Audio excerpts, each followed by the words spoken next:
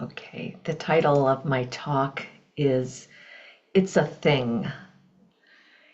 In reflective meditation, we try to resist, investigate, consider how we label things, label our experience. We know that we label and that we name things, and yet in practice we try to de-thingify things. So we try to give more description of our experience, use a variety of words, open up labels so that they don't stick like Velcro. And I even remember when turning nouns into verbs to show that there's a process orientation and understanding behind a thing became a thing. In 2005, Andy Olendensky wrote a piece for Tricycle magazine, and it caught on like wildfire in many sanghas. So I'm going to read a bit of what he wrote in this article. It was titled Self as a Verb, so selfing. A core insight of the Buddhist tradition, the relentless emptiness of phenomena, has profound implications for all of us who are trying to understand the nature of life. It points to the disturbing fact that all nouns are arbitrary constructions. A person, place, or thing is just an idea invented to freeze the fluid flow of the world into objects that can be labeled and manipulated by adroit but shallow modes of mind. Beyond and behind these snapshots is a vast and unnameable process. So he writes very eloquently, I think, but he uses terms like beyond and vast and unnameable.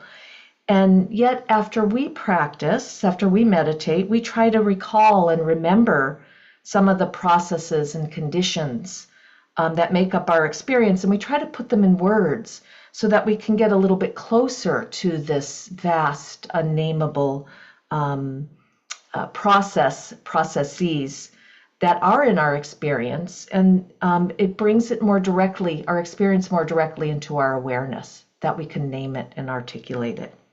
So I want to add to his piece. I'm not going to contact him or anything like that and send this, but I'm in my mind, it's kind of like a tag on. And I want to suggest that naming something, knowing that it exists, can be helpful at times.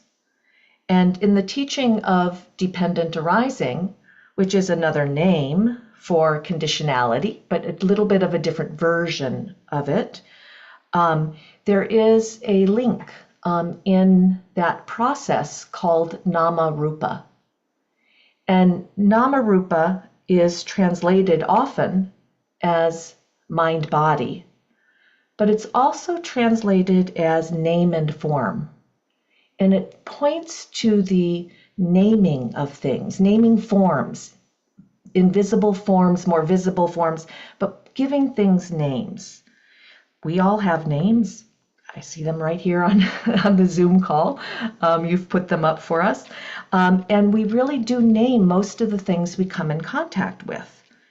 So what I'm adding in is to be curious about that process. How naming has value, when it goes awry, how names unify us. They bring us into similarities. Our hopes and dreams can come together with like-minded names. Actions can come from that, but they also can separate us, show difference in discernment, and even discrimination. So I'm going to take a few terms, a few things, and talk about them. The first one is race. So even Wikipedia, which is one of my sources, really, I like a lot of the things that I find there, it talks about race as a social construct. It's constructed. It's not an essential thing that exists beyond culture and time. And there's no biological support that shows humans are different races. Again, reading my book, Sapiens, I'm seeing that, Homo erectus and Homo Neanderthal were different species, but it's not talked about as race. And as Homo sapiens, we don't have a biological marker that marks different races.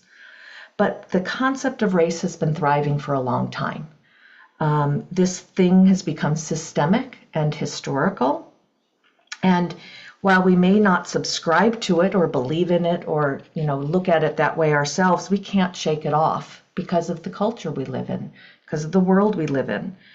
And it seems like we as a world, we move a few steps forward and around race and then take some steps back and have to address it again. And in the last so many years, there's a new thing that has emerged called white privilege. And by naming it, white people can actually start to see more of where the invisible privileges have been, where it's become more articulated, more visible, more studied. We've actually taken it on to want to know more about it.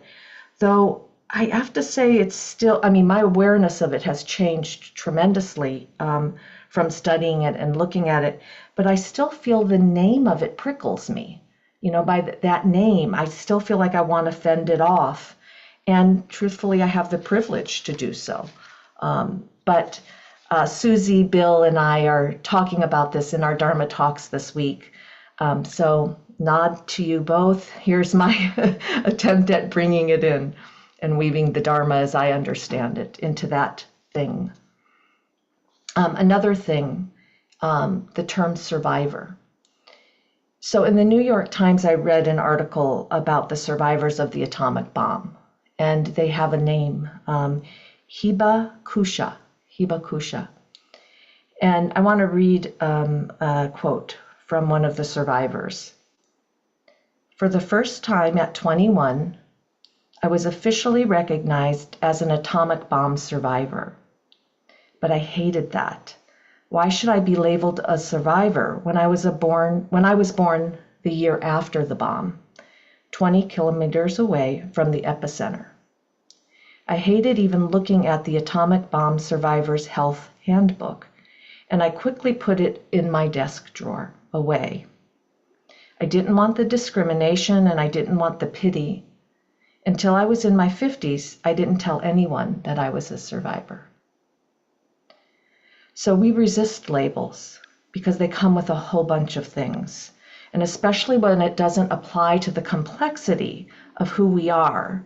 And it really doesn't get at that difference within the label. And it comes with reactions from other people. But resisting a label can also put off the dukkha that comes with looking and facing that label. The anguish and the pain and the vulnerability that comes with it. And that can put off the healing, the facing of that label. And in this article, this group of, and I'm going to say the name again, Hibakusha, this group of Hibakusha, they embrace the label so that they can have more people remember, recall, know about what they went through. And most of them are at the age where they're dying out, and they have a fear that we're going to forget this because not much has changed since the dropping of those bombs and the horrors that came with it. And even when it was used for ultimately a defense purpose so that it wouldn't cause further harm, they want to stand in the name of not doing that again. Okay, my last thing, regression. In meditation, I've been revisiting some spaces that I've been calling regression. And on one hand, I don't really like the term. It can be pejorative, and I really wanted to come up with a different word, or maybe add an ing, I was regressing. That didn't really work. Because on the other hand, I really like that it has a name. This place where we find ourselves, where we're surrounded by an early memory and we can't function like we normally do. The fact that there's a name for this shows me that others know this space, that it's validated what I'm going through, and that it has a name, has been and it gives it more attention so that people can pay attention to it more. And this feels really good to me because it's studied, it's talked about, it's actually something that I can point to and not just say that's something weird I go through and, kind of separate me from this whole idea of what happens when we regress. So, calling something, naming it, when has this been helpful? When does it become a dead end or overused or shorthand? More importantly, where are you in the process of understanding the thing that's been named? Leaving this part of the process out goes against a core value in reflective meditation, because I've rarely seen a time when we're all on the same page. I'll end here. We'll do the shorter meditation